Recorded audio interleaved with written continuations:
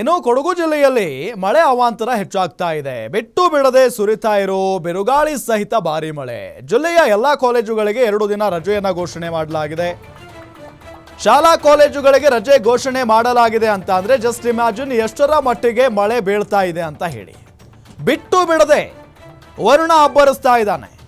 ಜಿಲ್ಲೆಯ ಎಲ್ಲಾ ಕಾಲೇಜುಗಳಿಗೆ 2 ದಿನ ರಜೆಯನ್ನ ಘೋಷಣೆ ಮಾಡಲಾಗಿದೆ. ಗುಡ್ಡಗಾಡು ಪ್ರದೇಶದ ಜನರಲ್ಲಿ ಈಗ ಆತಂಕ ಹೆಚ್ಚಾಗಿರೋದು. ಅಪಾಯ ಮಟ್ಟ ಮೀರಿ ಕಾವೇರಿ ನದಿ ಹರಿತಾ ಇದೆ.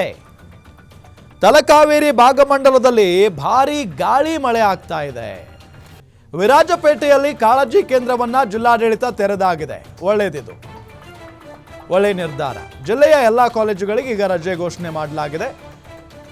ಕೊಡಗು ಜಿಲ್ಲೆಯಾದ್ಯಂತ ಭಾರೀ ಮಳೆ ಆಗ್ತಾ ಇರುವಂಥ ಹಿನ್ನೆಲೆಯಲ್ಲಿ ಒಂದು ಕಡೆ ಪ್ರವಾಸಿಗರ ಸಂಖ್ಯೆನೂ ಈಗ ಜಾಸ್ತಿ ಇರುತ್ತೆ. ಯಾಕೆಂತ ಹೇಳಿದರೆ ಮಳೆಗಾಲ ಆರಂಭ ಆಗಿರುತ್ತೆ, ಪ್ರವಾಸಿ ತಾಣ ಬೇರೆ ಕೊಡಗು ಜಿಲ್ಲೆ, ಹಾಗಾಗಿನೇ ಆ ಭಾಗಕ್ಕೆ ಹೆಚ್ಚಾಗಿ ಪ್ರವಾಸಿಗರು ಹೋಗುವಂಥ ಒಂದು ಸಂದರ್ಭ ಇದು.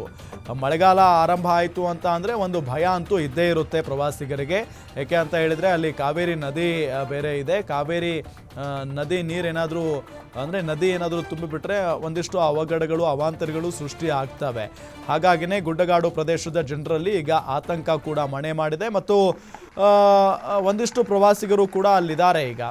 ಜೊತೆಗೆ ಇನ್ಮೇಲೆ ಪ್ರವಾಸಿಗರ ಸಂಖ್ಯೆ ಸ್ವಲ್ಪ ಕಡಿಮೆ ಆಗುತ್ತೆ. ಯಾಕಂತ ಹೇಳಿದ್ರೆ ಮಳೆಯಿಂದ ತೊಂದರೆಗೆ ಯಾಕಪ್ಪ ಒಳಗಾಗಬೇಕು ಸುಮ್ಮನೆ ಅಂತ ಹೇಳಿ ಸ್ವಲ್ಪ ಪ್ರವಾಸಿಗರ ಸಂಖ್ಯೆನೂ ಕೂಡ ಆ ಭಾಗದಲ್ಲಿ ಹೋಗೋದು ಕಡಿಮೆ ಆಗುತ್ತೆ. ಒಂದು ಕೇವಲ ಮಳೆ ಬಿದ್ದರೆ ಓಕೆ, ಅದ್ರ ಜೊತೆಗೆ ಬಿರುಗಾಳಿ ಕೂಡ ಬೀಸ್ತಾ ಇದೆ. ಇದು ಸಹಜವಾಗಿ ಆತಂಕವನ್ನು